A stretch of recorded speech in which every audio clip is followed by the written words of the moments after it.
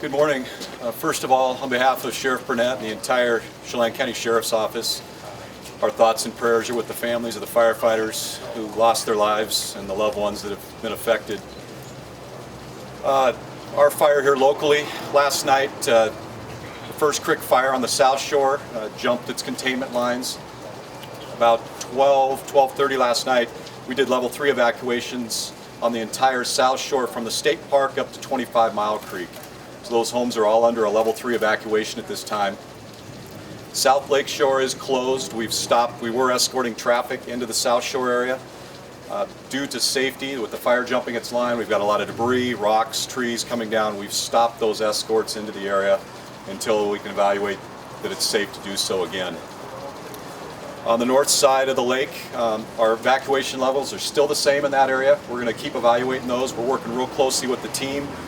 As the day develops and we develop the winds that they're anticipating, we've got plans in place to increase those if we need to, but at this time we're real comfortable with the evacuation levels we have. Shelters are still up and open. We've got one in Chelan here, one in East Wenatchee. They're getting a few people spending the night, but they're getting a lot of requests for meals and showers, just not a lot of overnight stays. The South Shore, if we do open the South Shore with the escorts, the problems we're having right now, what it's for is to get people into their properties so that they can protect their own properties. We're having a lot of people abuse that privilege. They're going into the area and then they're treating it as a sightseeing tour, and they're getting in the way of the firefighters. They're up on the road. So we're going to address, if we do open that up, we're going to address that, and if people are abusing that, we're going to remove them from the area and not allow them back in. So we're asking residents to please work with us. We'll get you into your property when we can, but please stay on your property and stay out of the way of the firefighters. Any questions at this time? Is that dangerous to allow them to go in and do what they want to do in order to keep fire from their property? We want to allow them to do that. People have that right in the state to go in and protect their own property, but we want to make sure that they're not affecting firefighter safety, their own safety. We got PUD crews in the area. So once we get them into the area, they need to stay on their own property and protect their property. A lot of people, the firefighters, reporting back that they're finding them out on the road, driving back and forth through the fire-affected areas, taking pictures, and it's causing some issues. So we want to encourage people to, we're allowing them the opportunity and working with them to get them into their property. We just want them to obey the rules and stay on their property. Not right now, it's closed. Not right now, it's closed. They're just, we've got rocks, 4 or 5 foot diameter rocks that are rolling down all the way across the road. We've got trees on the roadway. And the fire did jump its line, and so until we're comfortable with their safety, we don't want to get anybody in there and get them trapped. Comparatively speaking, looking at the map, that looks like a relatively small fire but has no controlled edges. Are the most homes at risk right there? Is that why so much focus there? Yeah, that Slide Ridge area was the containment line. That's the line it jumped. It jumped it on a kind of the upper edge, so it's up above the homes at this time.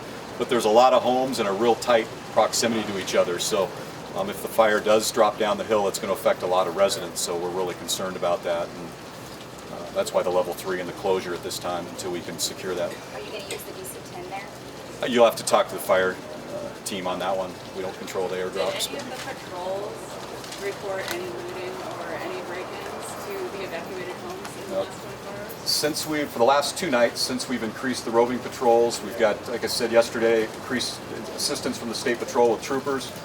We haven't had any more instances of break-ins in the level 3 evacuation areas, so we'll continue to monitor that. It's our responsibility, the people that have vacated their homes like we've asked them to do and do the responsible thing. It's our responsibility to protect their property now, and we'll continue to do that. Do you have any sense of numbers of home structures lost and people evacuated? So our evacuation levels, as of this morning, we have approximately 800 people on a level 3 evacuation, and we have about 600 people on a level 2 evacuation. And the home count is still the same as yesterday. 39 residential structures are destroyed. We have 28 outbuildings. We know that number is going to go up. We just can't get the assessor back into the area because of the active fire to identify the other structures. So we know it is going to go up, and we're going to get her in there as soon as we can, but it's unsafe to do so. Most of those structures that we haven't been able to confirm are in the First Creek area where the fire is across the line. Did you say those numbers again? 39 residential structures and 28 outbuildings at this time. In Chelan County. In Chelan County, in the Chelan area. Beyond the county? that would be There, we do have a few up in Antoine Creek. Antoine Creek's only accessible through Chelan County. The upper end of that goes into Okanagan County, and there's some structures up there that were affected on the Antoine Creek area on the Chelan complex fire, but those are in Okanagan County. So it'd be accurate to say the majority of structures still at risk or homes still at risk are First Creek area? Right now, with the current fire conditions, the fire is still up in the North Shore there. Depending on what the winds do today, that could bring some things into play. But we're real comfortable with the evacuation levels we have in place up there right now, and we'll keep evaluating and working with the team closely on that if we need to increase those.